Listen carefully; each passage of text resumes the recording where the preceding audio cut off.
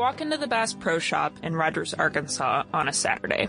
Saturdays are a terrible time to go to Bass Pro, but like most of the customers here, that's when I had the time. I walk past the sign at the entrance that announces no new ammo shipments have arrived today. I walk past the fudge, and the camo, and the gun counter, all the way to the back, near the 3D archery targets. This is where they keep the shot shells. I see one box of 410 turkey loads, and almost everything else is in 20 or 28 gauge. Here's some target loads, a couple boxes of 28 gauge heavy steel. There's almost nothing in 12 gauge. And the only thing that's not in danger of running out, let's see, there's 11 by at least 200 boxes of 2 3/4 inch rifled slugs here. This is a feast compared to the famine that is the rest of the ammo department.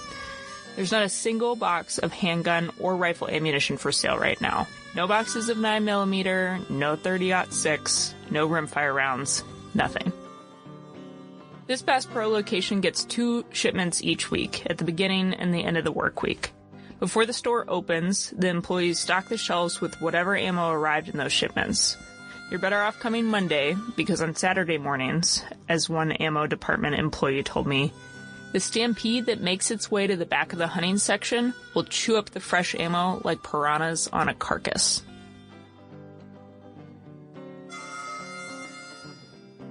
So how did we get here? It's actually a pretty simple story of supply and demand. The surge in demand for ammunition started with COVID-19 in the spring of 2020, and it only got worse through a very unstable summer. There were more than 8 million people who bought a gun for the first time last year, and they all needed ammunition. As available ammo began to dwindle, panic buying ensued among all kinds of customers, new and old. And now, more than a year later, we're very much in the heart of the ammo shortage. I'm Senior Deputy Editor Natalie Krebs, and this week I'm talking to 3 Outdoor Life contributors who have been reporting on the topic. We're discussing some of the conspiracy theories around the shortage, what role the military plays, plus how and when you should buy your hunting ammo without getting totally ripped off. First up, we're joined by Editor-in-Chief Alex Robinson, who has reported and written several in-depth stories that helped inform today's episode. You can find those, along with all the stories we talk about today, in our show notes. Hey, Alex. Hey, Natalie. So, Alex, you've done a lot of reporting on this ammo shortage. What theories do some people have about the reasons behind the low supply, high demand, and high prices we've been seeing? Yeah, there are 3 top theories that we hear about most often. And, we kind of hear about these from our hunting buddies, online commenters, social media. And the biggest one, or the most prevalent one, is that ammo companies have just stopped making ammunition. Or they're making it, but they're stockpiling it. They're kind of hoarding it. And they're doing this to intentionally limit supply, which increases demand, and that in turn increases price. The second theory out there is that it's the military. And, there are folks out there saying that they think that the military, along with law enforcement, are just buying up all the available ammunition and doing this intentionally so that civilians won't have access to ammunition. And then the third theory is this ammo scalpers theory, which is basically folks taking advantage of an already existing high demand situation. And, they'll just go to their brick and mortar store and wait for the next shipment to come in. They'll buy all that they can, and then they'll resell that stock of ammunition online, usually at a much higher price. Can you give us some examples? Like, these are the theories, but what are people actually saying? So I pulled 4 comments of the thousands that we've gotten on our reporting around these topics. This is, a pretty good look at what the conspiracy examples are. So here's one. Obama bought all the ammo. That was his way of controlling gun control, and it looks like Biden is doing the same. 4 exclamation points. Here's another. Ammo shortage my butt. There was never an ammo shortage in World War II, in Vietnam, in Korea, and there's not one now. They're just not selling it to the American people. Here's another. The government is buying it. We don't see all ammo companies shutting down. They have to be selling it to somebody because production hasn't stopped. And one last one. Total BS. Ammo companies are selling out to Soros and Dorsey, who are using taxpayer dollars funneled to them by Pelosi and company. Okay, well, those readers sound pretty confident. So let's fact check them. We've got manufacturer hoarding, government grabs, and ammo scalpers. Is there any truth to any of these claims? There are tiny kernels of truth in those first two theories. But in all reality, the military isn't purchasing significantly more ammunition than it ever has. And we've talked to presidents, executives, employees of all the major ammo companies. Plus, we've talked to owners of small ammo companies. And everyone has said that they're making as much ammunition as they can. Even if you don't believe those folks, we've talked to distributors who say that they're moving huge amounts of ammunition all the time.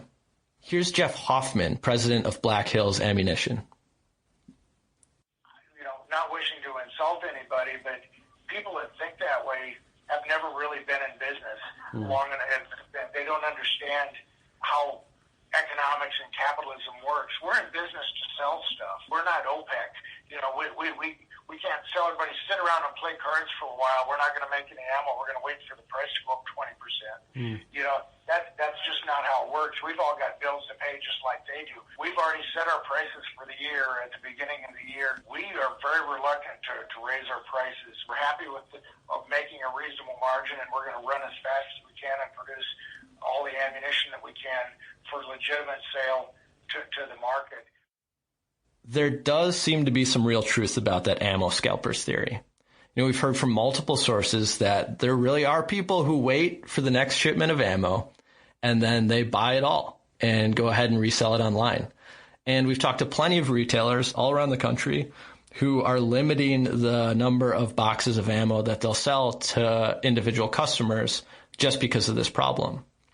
So that seems to be a real issue. But as far as ammo manufacturers go, they're turning out as much product as they can, as fast as they can. Okay, well, if there's not enough supply to meet demand right now, why don't manufacturers just increase capacity, right? Ramp things up so they can make more rounds more quickly? Well, Natalie, that is a really good question. And that is what everyone on the internet seemingly wants to know. It's partially because creating new manufacturing lines just takes a lot of time and it's expensive. It takes time to train people, train workers.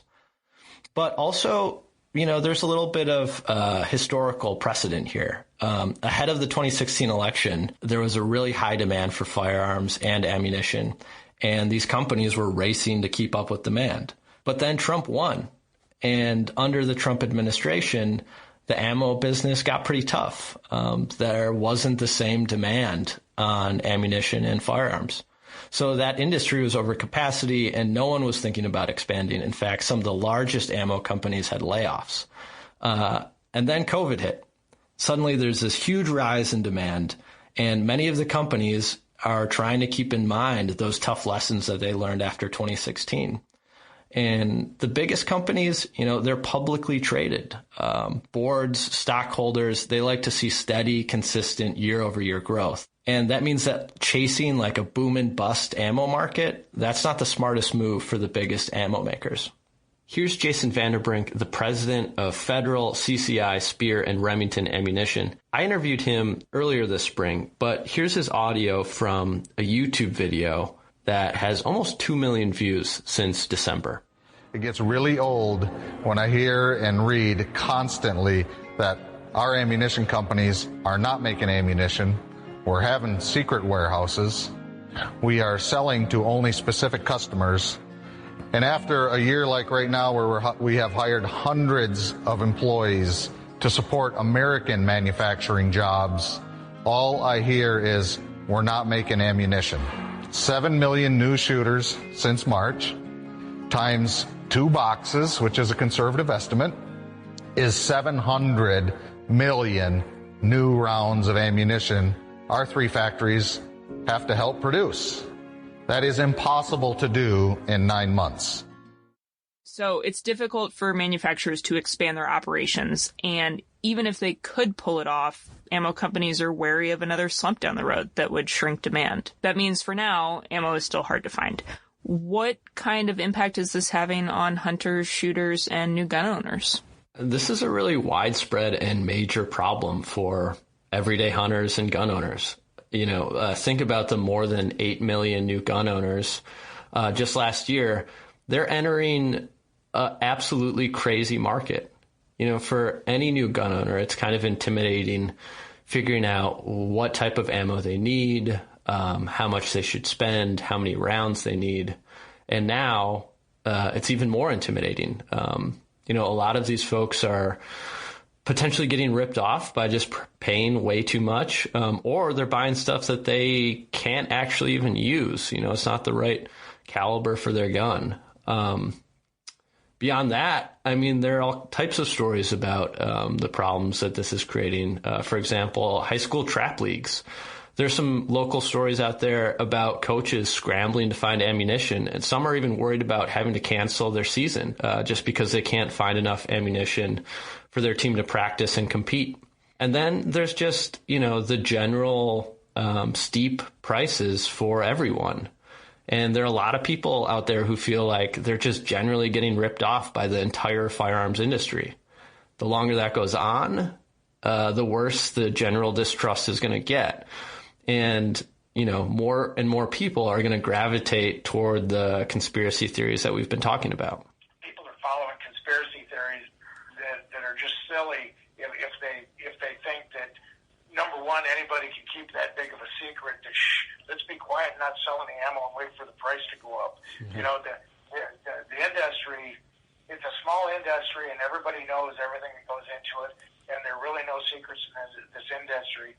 If you screw anybody in this industry, or if you screw the public, word gets around pretty fast.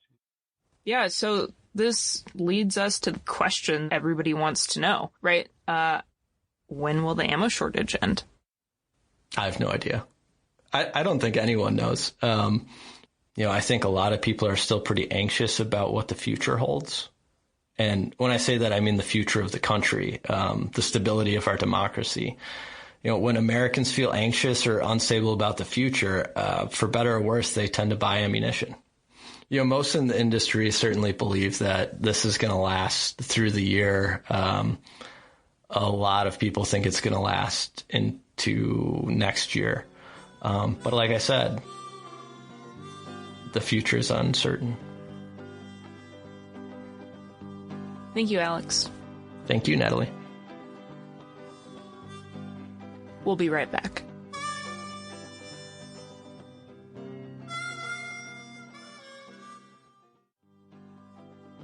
Next up, we're checking in with our hunting and conservation editor, Andrew McKean. Andrew did a deep dive on just one of those theories Alex mentioned about how the military is buying huge quantities of civilian ammo. Hey, Andrew. Hey, Nat. So, Andrew, what's the deal? Is this a conspiracy theory, or is there some basis for this claim that the military is snapping up civilian ammo? Actually, both. I think it is kind of a conspiracy theory, but there is a basis for it. Let me explain that a little bit. Here's the biggest thing to know about it is the military ammunition appetite and whole pipeline is really based around predictability. Like almost all big government contracts, these things have a multi-year time horizon. So the ammunition that the military is asking for now was actually planned for 4, 5, 6 years ago. So it's a little bit different from this immediate scarcity-related issue that we're seeing on the civilian side right now. Could you expand on what production looks like in the military sector? Like, where does the U.S. military normally get its ammo from? Small arms ammo for the branches of the military, and that's separate from, let's call it, the tank rounds or rounds that you might have in battleships. Anything basically 40 millimeters and smaller is considered a small arm. So we're talking 5.56, 308, 9mm, that sort of stuff, is almost entirely made at the Lake City Army Ammunition Plant. It's a big facility north of Kansas City, Missouri, that's actually been in production since the early days of World War II, dates from 1941. It's a government-owned facility, but it's operated by independent contractors. And so every now and then they will have a new contract horizon where they will say, hey, who wants to bid on the next Lake City ammunition contract? They're worth billions of dollars in some cases. It's a lot of ammunition they're pouring out. Actually, anybody who's familiar with, some of the big names in the ammunition industry will be familiar with the people who have held that government contract. Remington had it for decades. And then Alliant Tech Systems, ATK, which was the parent company of Federal Premium Ammunition, had it for a long time. 2 years ago, Winchester Ammunition actually won that contract. So right now, Winchester makes millions of rounds of that small arm metal-cased ammunition for the military out of Lake City. But that production line is totally separate from deer loads, target loads that are on the civilian market. And that's the biggest thing to know. They're really two separate production lines. Does that mean production conflicts don't arise? Like, could a manufacturer halt production of, for example, those deer loads to fulfill a military contract? That's a really good question. Yes, is the easy answer. There are clauses in the contract that the military lets out that says we expect a certain baseline of ammunition for training purposes and just to keep inventory stocked. That's sort of the predictable, the minimum production capacity. But if we got into a shooting war or a hot war somewhere in the world, that would probably spike as the demand for military side of ammunition went up. The contracts have a lot of capacity built in. So Winchester, for instance, would not immediately need to turn to its domestic production lines that are making 30-06 and 270 and 6mm Creedmoor right away. If it was a sustained, kind of long-term conflict, they might then have to take some of the civilian production capacity and turn it into military production capacity. But if that happened at that level, deer seasons would be one of the last things that we'd be worried about. Okay, so you're saying the military's big ammunition contracts don't directly affect the civilian market. What about smaller contracts and smaller manufacturers? Yeah, that's where there is a little tighter connection between these two. So we talked about the military needs for the big stuff, for basically the Army, Air Force, Marines. But there are a lot of other agencies, federal agencies in our world. Think about the Drug Enforcement Agency, the Border Patrol, FBI. They typically have their own separate agency contracting process. They often go to the civilian manufacturers. Think the Hornadys of the world. Think we just mentioned Federal Premium in Winchester for smaller contract fulfillments. And so, for instance, over the past year, Hornady was working on an FBI contract for a very specific kind of handgun load for the FBI. Did that take away from Hornady's capacity to make ammo for the civilian market? Probably not, because when you enter into these contracts, you've got to prove to the government that you've got the capacity. But there are enough of these little contracts coming around, and ammunition companies are in the business to make money.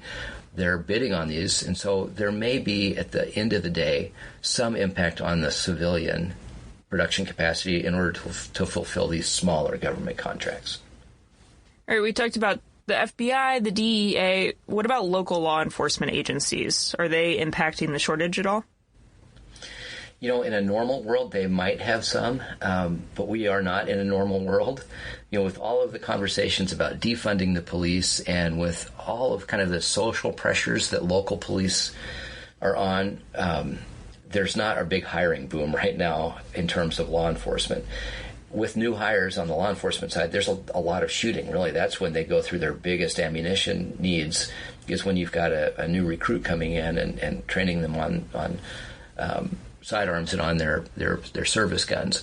That's just not happening right now in any meaningful way. So law enforcement's really not part of the conversation. You mentioned that example of Hornady's interest in adding capacity. Is there any expansion on your radar that's happening right now? Remington Ammunition, that used to be a really big player, and certainly in the civilian side of the ammo market, has kind of been a non-player as that company has gone through its liquidation and its constituent parts being spun off. I think one of the happy things about the future is Remington Ammunition was bought by Federal Premium, and it's got its Arkansas ammunition plant up and going, and I think they're going to be a bigger part of the equation kind of a return to normalcy in terms of you'll see a lot more Remington ammunition on the shelves. I think that's going to help the supply side of the equation a little bit. But again, there's still the demand side. That's you and me and all of us who are shooting or wanting to shoot. So is it safe to say there's really not a connection between military demand and domestic supply right now? That goes back to that conspiracy theory you mentioned earlier. And there is no conspiracy to keep civilian shooters out of bullets. But there is a connection. And if you think about it, ammunition, whether it's made for the military or for deer season or target shooting, is made from the same components. You've got brass, you've got gunpowder, you've got lead projectiles, you have primers.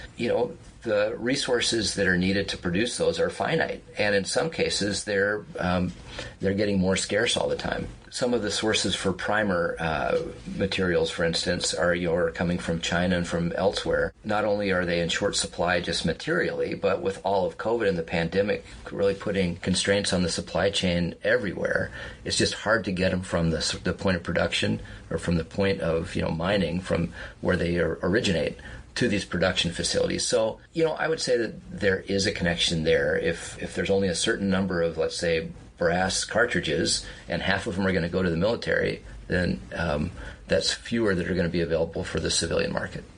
So that's the origin point. What about the end of the supply chain? What are you seeing on the ground at home in Montana? Oh, it's more of the same. I mean, I think it's going to be months or even years before we normalize the supply chain. One of the things that's going to probably slow the return to normalcy is the human nature of hoarding a scarce product. And when we still sense that it's scarce and we see a couple of boxes, we're probably going to get those and ask for even more. And so the idea of having just enough ammunition to satisfy just enough demand is probably a long time in the future. Did any of the sources that you talked to have any requests of consumers? They all did. They said, please don't hoard. But that, that's like asking water to flow uphill in some ways. I just think it's unnatural. It's human nature, as I mentioned, and it's the economics of scarcity. But as one of my sources said, he's like, we had to reduce capacity at our plants when the COVID pandemic was really spiking. These people are working side by side, shoulder to shoulder, making bullets, and we had to reduce by a third or even half our production line to spread people out. And so I think that's really helpful for people to realize that these bullets are made by people who are working just like you and I are, and they're doing the best that they can. Thanks, Andrew. You bet. Nice talking. Finally, we're going to go to OL contributor Dave Maccar about the best way to actually get your hands on some ammo by purchasing online.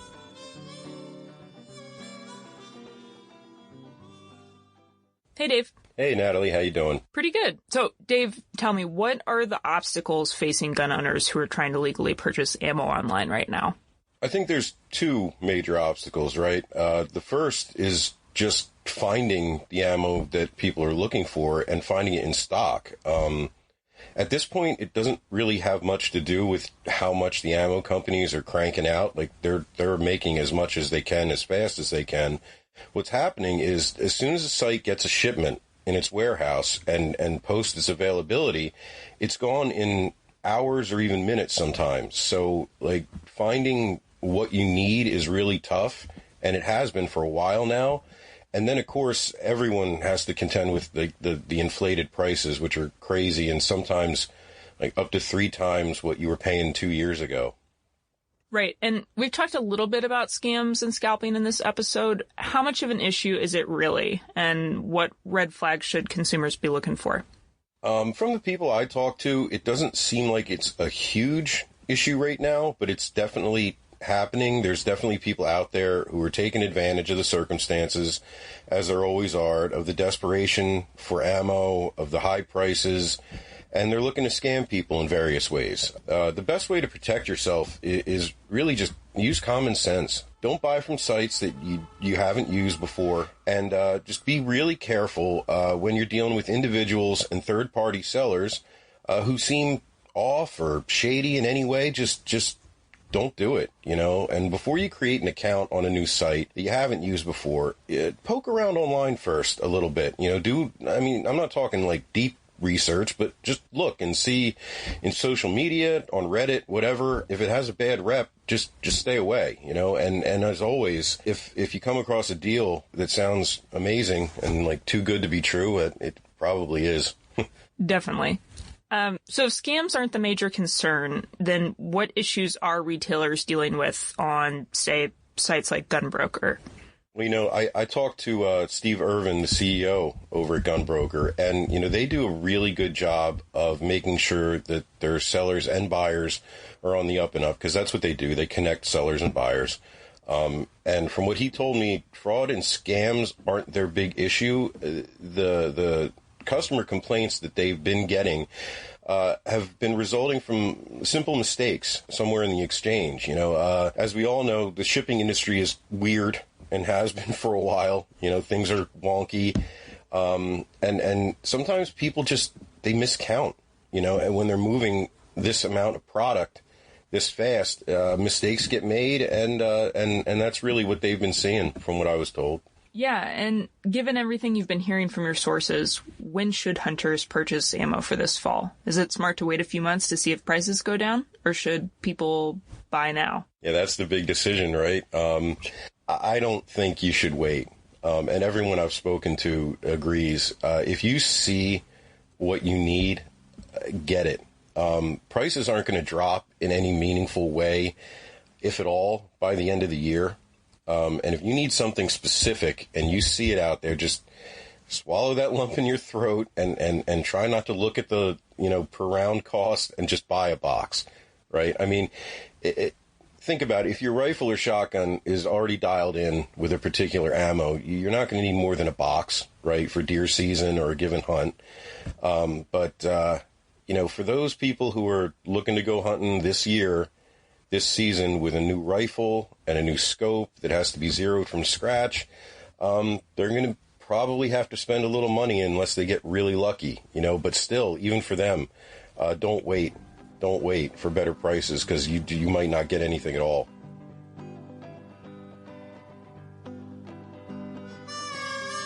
Reporting for this episode of the Outdoor Life podcast was provided by Editor-in-Chief Alex Robinson, hunting editor Andrew McKean, and contributor Dave Maccar.